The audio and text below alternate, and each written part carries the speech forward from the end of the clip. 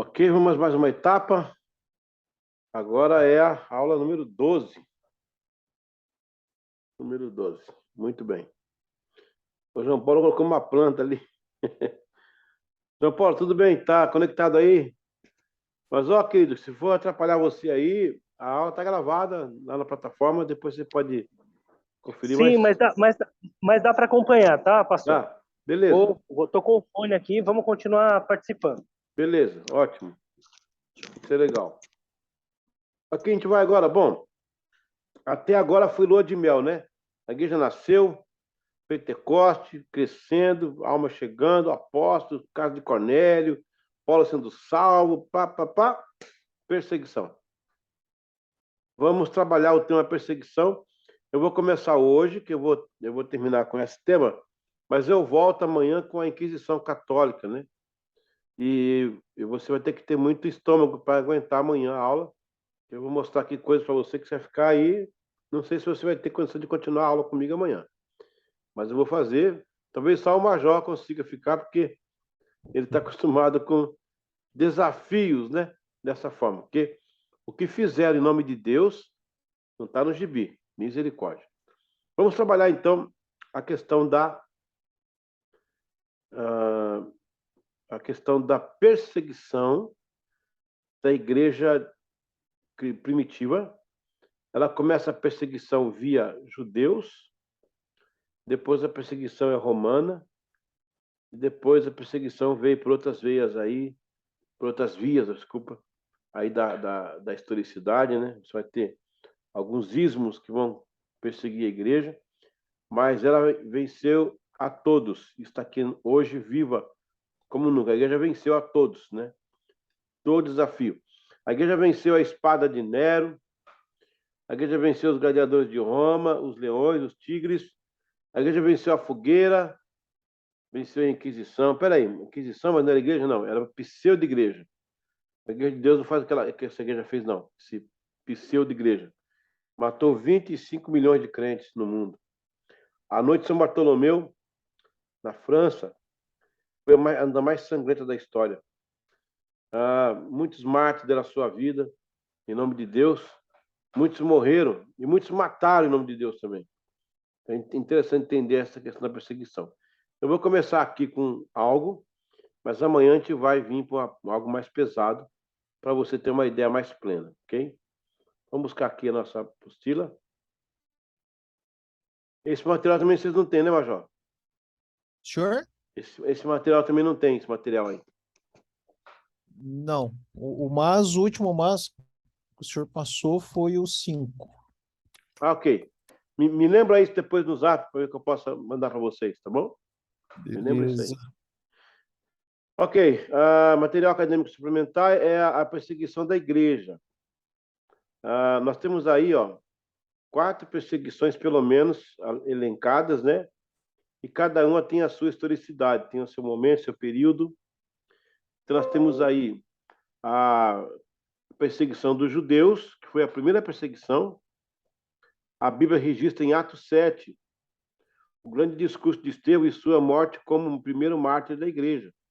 Quem matou Estevão, gente, foram judeus. Na fúria, porque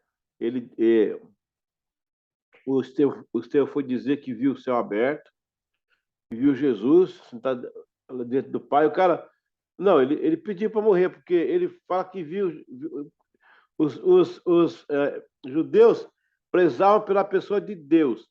Ele fala que viu Deus já, e viu Cristo sentado à direita, que era aquele que foi morto na cruz. Aí ele pediu, né? E aí, misericórdia, ele sofreu o martírio, né? A gente fala assim, a gente respeita e fala com muito pesar isso, né?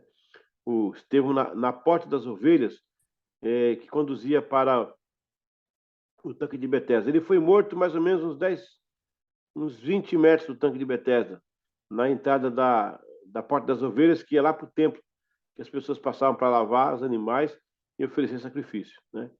Então, os judeus foi a primeira perseguição que a igreja teve, né, em seus primórdios. Roma também foi outra perseguição, de 68 com Nero até 305 a igreja foi duramente massacrada. No entanto, o evangelho se expandia, crescia em graça, a despeito do sangue dos mártires. Então, muitos mártires derramaram seu sangue com a perseguição romana, mas a igreja não cedeu. Foi perseguida, massacrada, mas não foi destruída. Jesus sabia quando disse, ó, nem as portas de Roma, nem as portas do inferno prevalecerão. Uma outra perseguição, aí a igreja pseudo-oficial, matando os hereges, que não eram hereges, eram pessoas que apontavam os erros e os desmandos da igreja romana, eles matavam. A pseudo-igreja matou 25 milhões de crentes que abraçavam a palavra e condenavam os desvios da igreja católica. Basta se levantar contra a igreja, que era recluso, era julgado e condenado e morto. Há uma lista interminável de mártires, e cada martírio um pior que o outro, de chorar mesmo. Né? E o quarto perseguidor seria o materialismo. Né? Até hoje, cristãos são presos, torturados e mortos por vários regimes, alguns tardios, como o comunismo, e recentemente pelo islamismo. Então, a perseguição continua ainda, gente, não parou, não. Ela não está como estava antigamente, que era muito abrangente, né? Muito ampla, mas ela está em alguns setores, alguns países, alguns locais, o povo de Deus sofre ainda com a perseguição. Agora, olha só, eu tenho aqui uma lista dos imperadores romanos, a partir do 27, né? Que nós temos ali no tempo de... Lá, os primordiais, né? Você vai ter o primeiro triunvirato, eu já falei aqui esses dias, o segundo triunvirato, e aí vai ter o César Augusto lá, ó. Aí esse cara participou do... Quer dizer, no tempo dele nasceu Jesus, né? E ele morreu no ano 4, mais ou menos. Aí o Tibério César, né? Ele teve, no seu reinado, teve a morte, né? Vida, ministério, morte de Jesus, né? Aí veio o Calígula, aí veio o Cláudio, ele consegue expulsar os judeus também lá de Israel. O Nero, ele faz julgamento de Paulo, ele condena a igreja, que diz que a igreja tocou fogo em Roma. Esse Nero era maluco, esse cara aí era avesso do avesso, esse Nero aí. Aí depois que ele é morto, o general Galba, né, ele assume Roma, mas ele não persegue cristão, não. Aí você vai ter ali Vespasiano. O Vespasiano é pai de Tito, é pai de Domiciano, ele é da dinastia dos Neros, né? E ele destrói Jerusalém, né? No caso, o filho dele, Tito, o general Tito, destrói Jerusalém. O Domiciano persegue a igreja, né? O Trajano faz o martírio de Clemente de Roma, que é um pai apostólico. O Marco Aurélio, o martírio de Justino, que foi um grande estadista teológico. O Sétimo Severo, decreto que proibiu a conversão, piada, né? O cara fez um decreto proibindo a conversão. Mas quem converte é o Espírito Santo, né? Eu entendi, ele queria que ninguém se tornasse cristão, então ele faz esse decreto aí. O Alejandro Severo, né? Benevolência temporária ao cristianismo. Depois tem o Décio, a perseguição mais severa. O Valeriano, a recorrência à perseguição. Diocleciano, perseguição cruel dos gentios. E aí, Constantino, a conversão dele, ele entra para... Né, agora ele é cristão, agora o Império Romano é cristão, através do Constantino. Através dessa tabela, você poderá entender o período do Império Romano sob a igreja como perseguidos e bloqueios. Porém, Roma caiu em 436 e a igreja permaneceu pelos séculos, não obstante todas as perseguições que passou e tem passado. Então, veja, desde 68, né, até 305, a igreja sofreu grandes martírios. Mas depois teve outros martírios aqui na Inglaterra, pela igreja anglicana, também a católica, né, que fez aqui vários mártires também, aqui na Inglaterra, em outros países, como também em Bruxelas, e olha, a lista é interminável. O Brasil teve a Santa Inquisição lá também, né? Apesar que essa parte aqui não é a parte da Inquisição ainda. Essa parte é o Império Romano contra a Igreja. Depois o Império Romano cai, o Império Bizantino vai sumir, né? Ele vai dar liberdade de expressão de culto, e aí nós vamos ter na frente as perseguições via a Santa Inquisição, né? O Santo Ofício, onde matou milhares e milhares de crentes em Jesus que discordavam dos demandos da Igreja Católica. Opa! Por que a perseguição, gente? Atenta aí para algum desses temas para vocês comentarem depois, né? Eu só vou isentar o João Paulo de comentar porque ele está no trabalho dele, na correria ali, a gente não pode também forçar a barra. Então, deixar ele fora desse fórum dessa vez. Então, a perseguição. Por que a perseguição? Olha, tinha um porquê. Eles não perseguiam à toa só porque estava com raiva ou estava com inveja. Não. Existia um porquê deles estarem perseguindo a igreja. No judaísmo, Jesus declarava ser o Filho de Deus. Também mencionava que ele era acima da lei de Moisés. Falou ser profeta e isso irritou as seitas. Então, o judaísmo não gostou um pouco. É como se nós, da cultura brasileira, chegasse aí uma pessoa, tipo assim, chegou um pregador dizendo que o Rui Barbosa, aquele pensador, filósofo, poeta, estadista baiano, né? Olha, o Rui Barbosa, ele é o Filho de Deus. Rui Barbosa morreu pelos meus pecados. Rui Barbosa foi crucificado na cruz por causa dos meus pecados. Nós, brasileiros, estamos acostumados com o Rui Barbosa. Rui Barbosa, aquele baiano. Então, você transporta isso para o lado da igreja. Judaísmo fincado há mais de 3.000 anos, ok? Aliás, há mais de 1.500 anos, fincado ali, né? Aí alguém vem dizer que é filho de Deus, para eles era uma afronta dizer isso, era uma afronta. E depois essa mesma pessoa fala que está acima da lei de Moisés, em vez de cumprir a lei, aí Jesus também pediu, né? Então, a igreja foi perseguida por causa dessas temáticas aqui. A outra perseguição foi a perseguição de Roma, mais embaixo aí, né? O povo cristão crescia e isso assustava Roma, que vivia se defendendo de minorias. A igreja declarava Jesus é o Senhor e para Roma o César era o Senhor do mundo. Então aqui é outro contraste, tá vendo? A Roma perseguia o povo de Deus por causa das nomenclaturas, porque declarava Jesus Cristo ser Senhor. E o Senhor, naquela época, o Senhor do mundo era César. Aí a igreja dizia assim, não, César pode até ser Senhor do mundo, mas meu Deus é o Senhor do universo. Aí irritava os caras, entendeu? Então, esse era o ponto que Roma perseguia.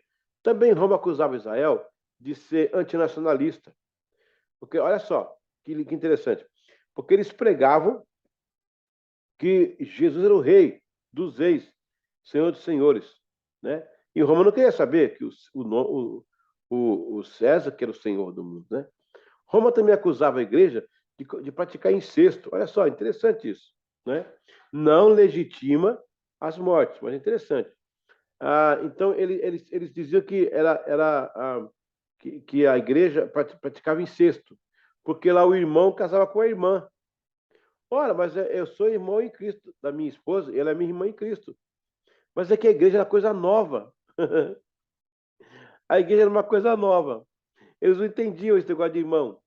Achavam que era irmão de carne. Pratica incesto.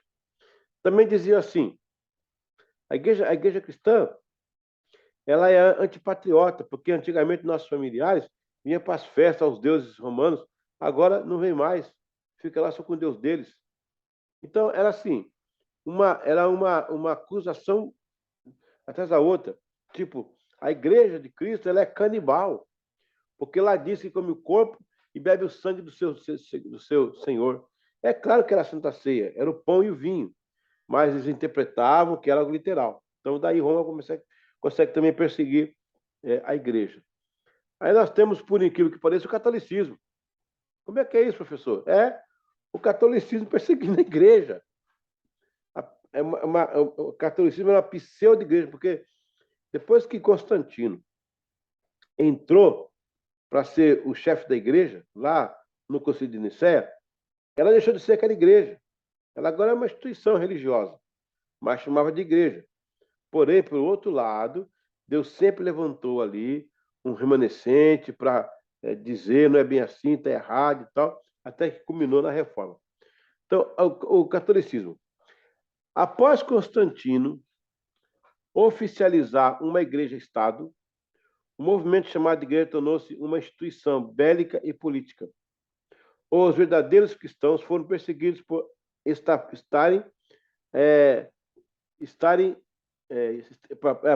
por estamparem a verdade. Então, os cristãos de verdade, eles expunham a verdade e a igreja romana matava. Em nome do Pai, em nome do Filho e do Espírito Santo.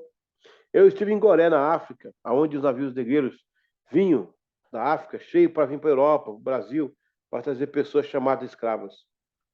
Lá tem uma porta chamada Aqui passarás, jamais retornarás.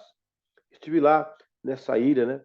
Pude presenciar essa questão. E a Igreja Católica, naquela época, 1600, 1700, benzendo os navios em nome do Pai, do Filho e dos...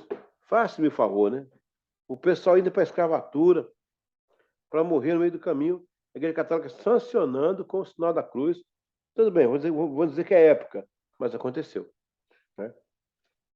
Então, a Igreja Católica perseguia todo aquele que se levantava para dizer, está errado, isso aqui não está certo, esse dogma aqui não bate com a Bíblia, aí prende ele, tira os livros dele, queima tudo. Era assim.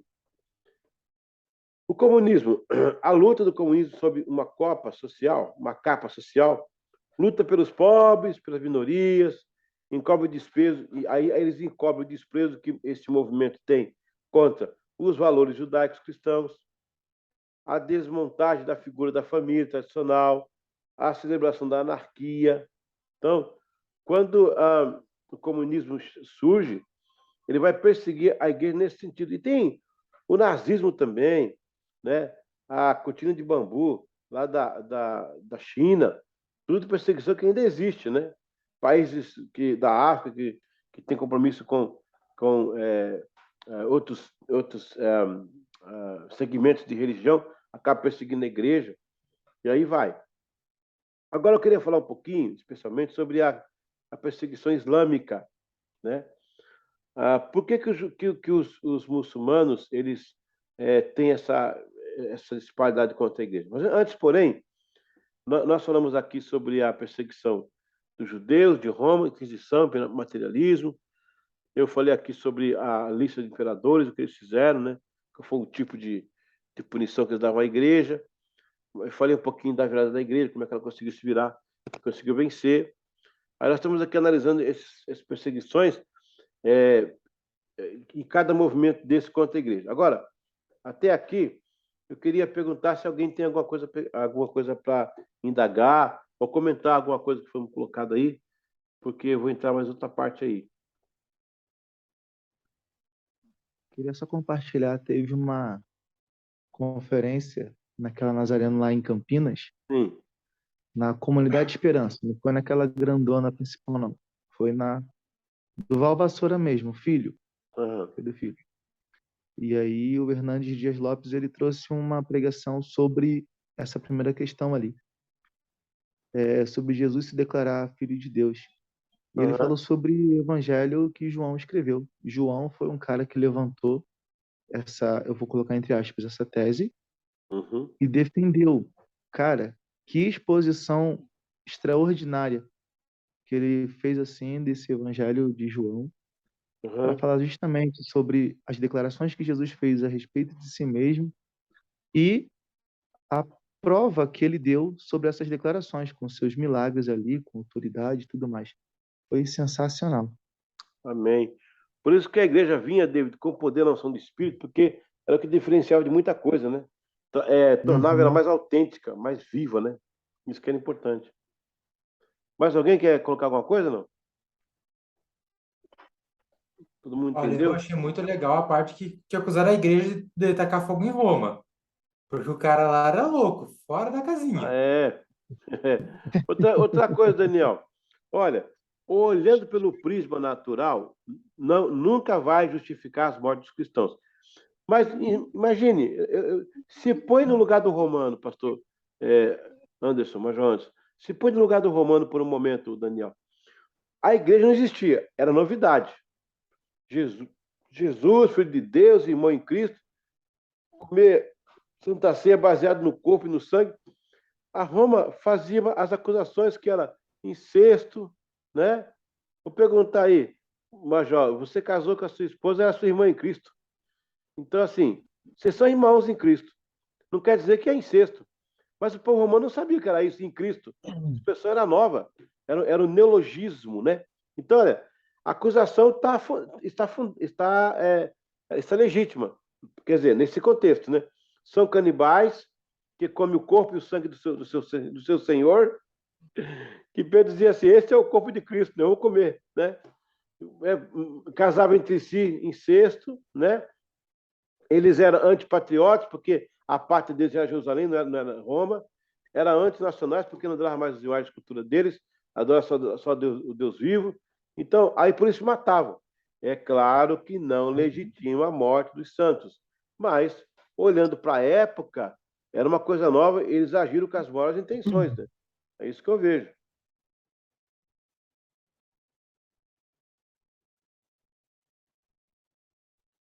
Alguém mais vai colocar? E você vai falar essa questão do comunismo aí, que tá. Que ideologia perigosa, né, cara? É. Tem Fala aquele, sobre tem aquele o código Brasil, do... ele é regido pela moral cristã. Engraçado, o pessoal Então, chama... No Brasil deram um apelido aí para uma emissora de Goebbels. De Goebbels. Mas o Goebbels é o comunismo que faz, né? Uns códigos de ocupação, de domínio, né? Ele fala, escolha um inimigo e exponha a vida dele, chame eles do que vocês fazem. É um negócio assim meio... A chamar de código de Lenin também. É o Olha, decálogo de Lenin. então, mas há algumas fontes que dizem que não é verdade, que não é dele, né? Dizem que é, a maioria diz que não é, a maioria. Eu já conheço aí várias fontes que falam que não é. Mas é deles, é dos comunistas. É a história deles lá. É Terrível. que aqui eles dão um nome bonitinho de socialismo aqui, né? É, uhum. o socialismo é uma bonequinha enfeitada, né? É. Tá na mesma. Ok, pessoal, mais alguém aí quer dar uma participação? Não, acho que não. Ok. Perseguição islâmica. Olha, gente, esse ponto aqui que eu deixei mais para o final, mais especial para estudar, essa questão do muçulmano com a gente, né? Para começar, os muçulmanos nasceram no sexto século, sétimo século depois de Cristo, com Maomé, que teve uma suposta revelação, que veio o anjo Gabriel, falou com ele e tal, e que Ismael, não sei quem, pai, tudo imitando ali, né, o Monte Moriá, porque foi no Moriá, né, onde eles construíram lá a mesquita. Então, tudo é assim, meio que inveja. A história parece que é a mesma. Então, sabe, muçulmano, Islã significa submissão, né? Submissão. O muçulmano é aquele que é submisso. Então, eles criaram essa religião para os árabes, que não tinha. Os árabes não tinham religião, pelo menos não tão nacional como esta é. E ele tem, um dos alvos dele é perseguir a igreja. Agora, por quê? Eles gostam de Jesus, acham Jesus um profeta, mas odeiam o cristianismo, a igreja. Por quê? Porque nas cruzadas, em nome de Deus, os caras chegavam arrancando cabeça, tocando fogo, e quem sobrava vivo era obrigado a se converter. Então, é assim, foi um desvio total do sentido de ser igreja. Hoje em dia, os muçulmanos, eles gostam de Jesus. Fala dele que é profeta, mas eles não suportam o cristão por causa dessa historicidade. Então, a perseguição islâmica e as causas. São 3 causas aí. O ponto ético. Olha, nada justifica executar pastores, missionários e pessoas que não professam o islamismo como religião, que é o caso que eles fazem lá, né? Eles matam os crentes lá, em alguns locais. O islamismo como religião, sabendo que Satanás também está por detrás dessas motivações de perseguição, há dois fatores que também incentivam. Um é a historicidade. Os muçulmanos não têm raiva de Jesus. Pelo contrário, para eles, Cristo é um profeta. Eles guardam rancor desde as cruzadas cristãs. Olha, o rancor não é de Jesus, né? É das cruzadas cristãs, que chegavam em suas terras, decepando cabeça de pessoas, tornando suas terras, tomando suas terras e subjugando seus povos. Este é o ódio que a tal igreja provocou neles. E por último, a segunda parte aqui, o proselitismo, né? Muitos missionários, sem preparo, atacam ao islamismo, tentam impor uma cultura ocidental, não possuem o entendimento da transculturação e provocam ofensas. É preciso muita oração, cuidado, ética, para não fomentar o ódio contra os cristãos. Então, olha só, um é a historicidade, que é aquela questão de eles terem raiva dos cristãos, por causa do que eles faziam, não raiva de Jesus. E depois, nesse ponto ético, tem o proselitismo, né? Na verdade, muitos missionários não têm preparo e vão para cima pregando. Tem um pastor lá em Israel que nós escondemos ele. Ele falou para o muçulmano assim: Deus, Allah não existe, quem existe é Deus, Pai de nosso Jesus Cristo. O cara puxou uma lâmina na hora. Isso pode cortar a cabeça dele. Aí a turma da igreja correu, agarrou ele, jogou no carro e sumiu com ele de lá. Entendeu? Por quê? São missionários que não têm preparo transcultural para lidar com a situação. E acaba piorando do que melhorando a situação. Então, o islamismo não tem raiva da igreja. Às vezes o Satanás entra em algumas pessoas para criar essa raiva. Mas eles têm raiva da coroação. O diabo entra para fazer com que eles vejam dessa forma. Como a igreja chegava decepando a cabeça do pessoal, eles têm raiva disso aí. Eles não têm raiva da gente, desculpa, de Cristo. Tem raiva da igreja. Você fala igreja para eles, eles querem morrer de raiva. E lá em Israel, tem que ter muito cuidado quando você vai para Israel, andar por lá, que acaba realmente, se não tiver sabedoria, provocando um acidente, né, muito forte. Então, assim, evangelizar muçulmano tem que ter muito cuidado por causa disso aí. E eles passaram de pais para filhos, né? Essa historicidade aí da igreja das cruzadas, né? Que invadiam suas terras e em nome de Deus fazia o que faziam, né? E depois esses aí que têm proselitismo, que não sabem trabalhar, não são preparados para lidar com a situação. Esse ponto eu queria que você soubesse. Agora, outra coisa interessante é que a mesquita do Domo da Rocha, aquela que aparece lá em Jerusalém com a cúpula dourada, você sabia, agora STNB é cultura, você sabia que a mesquita do Domo da Rocha é uma igreja cristã? Aquele prédio é cristão? Aquele prédio é uma igreja cristã? Poucos sabem disso. Aquele prédio foi construído pelos califas no quarto século por pedreiros e construtores sírios, bizantinos. Os bizantinos eram cristãos. Foi o segundo Império Romano cristão a partir do ano 324, mais ou menos. Lá em Bizâncio, que hoje é Istambul, que foi Constantinopla, né? Os califas quiseram construir ali uma mesquita, mas não sabia construir. O árabe sabe só lutar, o negócio do árabe é lutar. Aí chamaram os pedreiros da Síria, foram na Síria, viram prédios bonitos, chama os pedreiros para cá. Os pedreiros vieram e construíram uma igreja. Chupa essa manga. Olha só, por que a igreja cristã? Agora você vai cair para trás. Aquela mesquita ela é octogonal, ela tem 8 pontos. O que é isso? Construção bizantina. Toda a construção bizantina cristã tinha 8 pontos, as casas, os templos. Por quê? Porque essas 8 pontas atestavam para as 8 bem-aventuranças que Cristo falou lá no Monte das Beatitudes. Então, bem-aventurados pobres, bem-aventurados mansos, que darão a terra. São 8 colocações que faz ali naquele trecho, E aí eles fazem a igreja octogonal para dizer que era um templo bizantino. E outra coisa, aquela cúpula redonda não é do árabe, não. Aquilo ali é a mão de Deus abençoando na arquitetura bizantina, e por dentro tem uma cruz grega. Então o califa morreu sem saber disso, tadinho. Ô, coitado.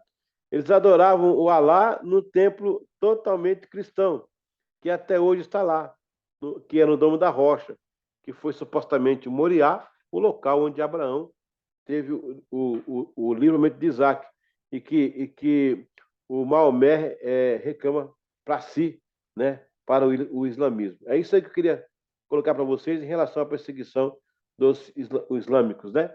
Ok, vamos reabrir a palavra de novo para vocês, para comentários aí.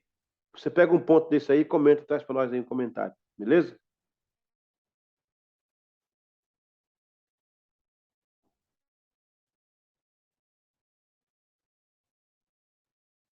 Eu abri aqui a imagem no Google da Domo da Rocha. É lindo, né, cara, por dentro. É verdade. Eu só não entro lá porque quando você entra lá dentro tem que fazer um juramento a Alá.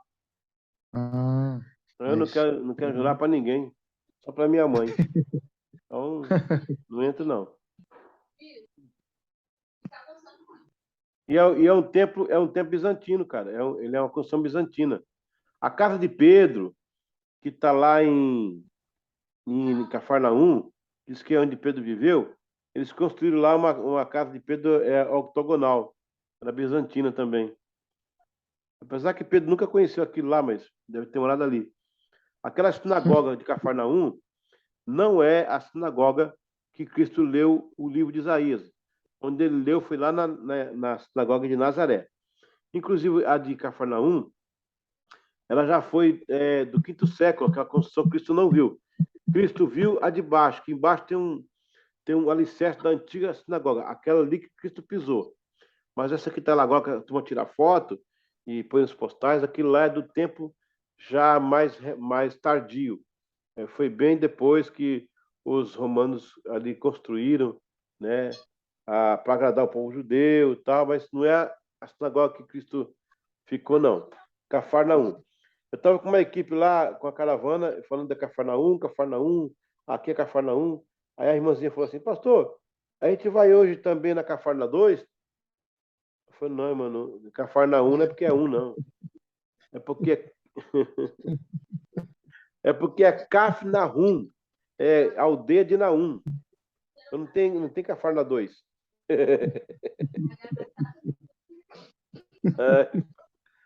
Você morre de rico.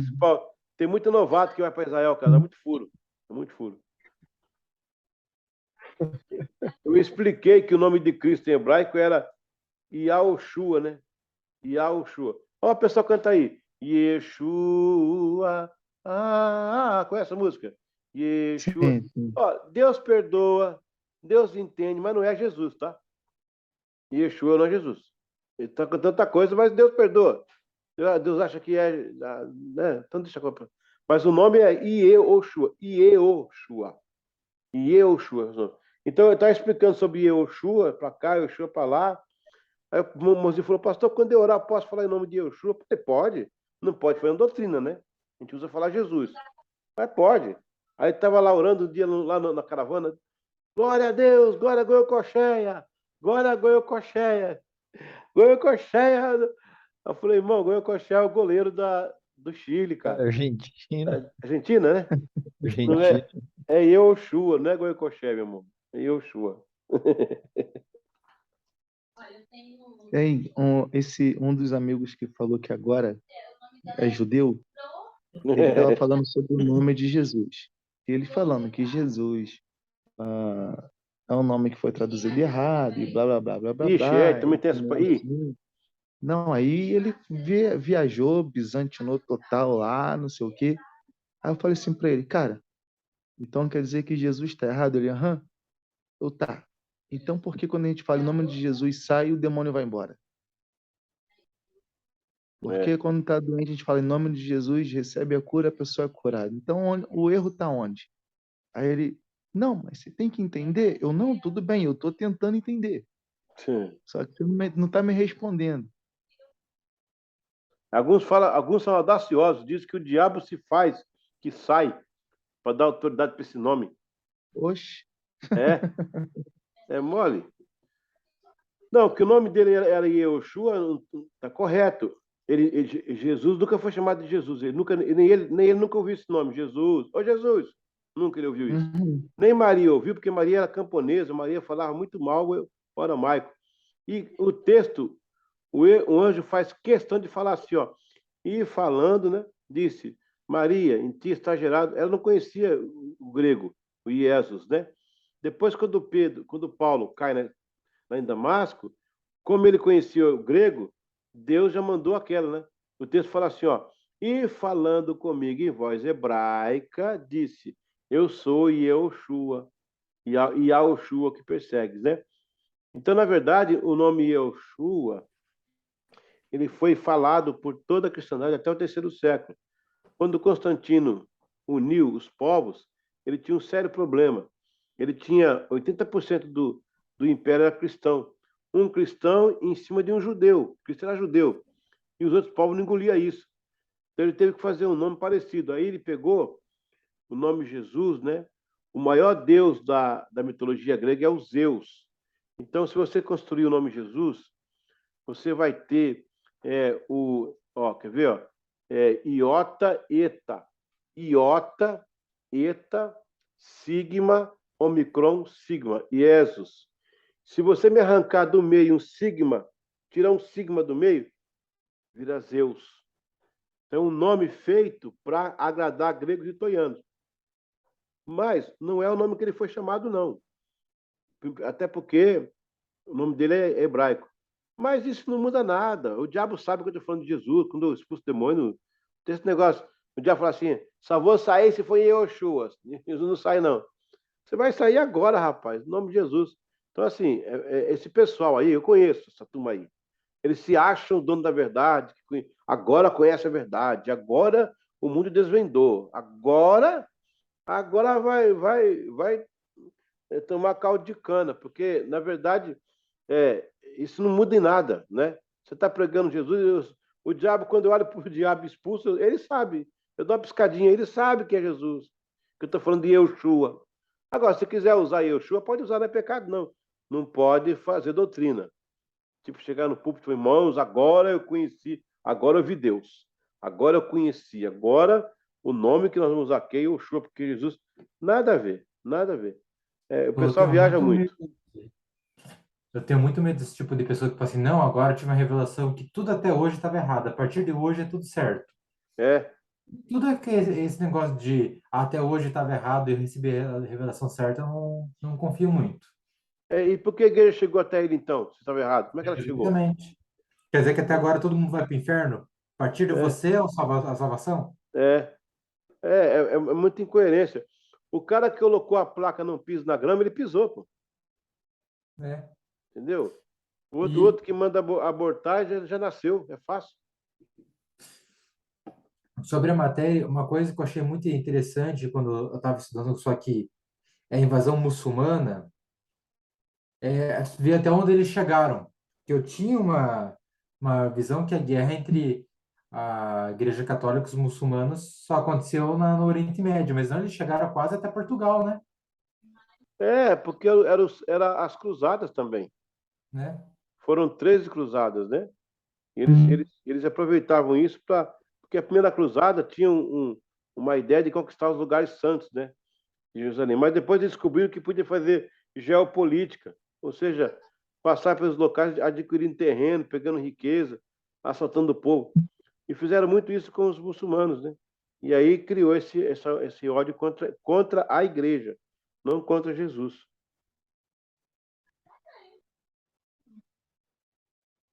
Ok? Mais alguém quer elencar um tema da lição de hoje aí?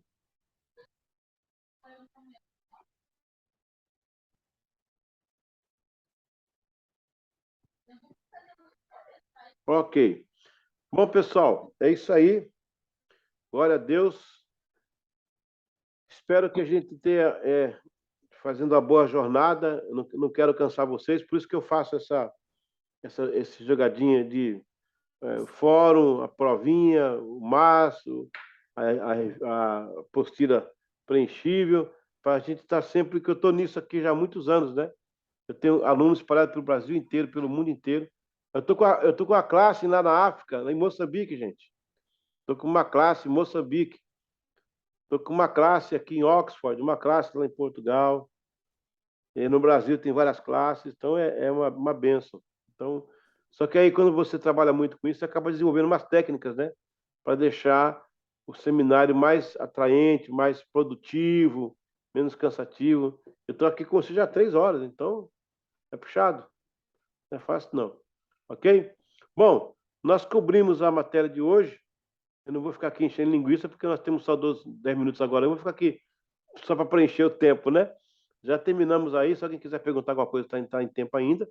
Se não, vamos despedindo aí, dando a vocês um bom descanso. Aqui vai dar, né, madrugada para mim aqui. A minha esposa está lá perguntando de novo essa aula. De novo essa aula. Tadinha, né, cara? Dormindo sozinha lá. Aí, amanhã eu vou...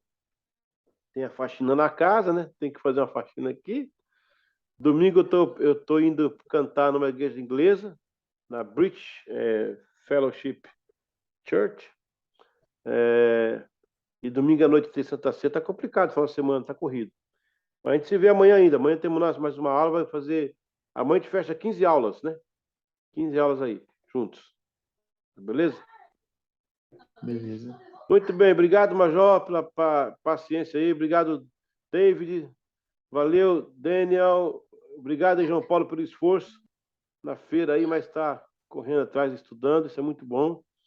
Deus nos dê a todos nós uma noite de descanso, né? E muita paz no coração para você sonhar com os anjos aí. Eu já vou deitar clareando o dia. Aqui é muito engraçado, cara. Aqui no verão, 4 horas já tá claro, né? Daqui a pouco começa a clarear aqui e vai fechar só 10h30 da noite. Tem sol ainda 10 horas da noite, tem sol. Mas Meu Deus. no inverno, inverte. No inverno são 4 horas de luz, que é nublado. O resto só noite. Terrível, né? A turma que já acostumou com isso aí, graças a Deus. Fazer o quê? Tá bom, gente? Beleza. Amém. Deus abençoe a todos os aí. Estamos amanhã de volta no mesmo bate-canal. Amém. A paz do Senhor para todos. Amém. Fica na Deus paz. abençoe. Até amanhã, pessoal. Bom descanso. Amém.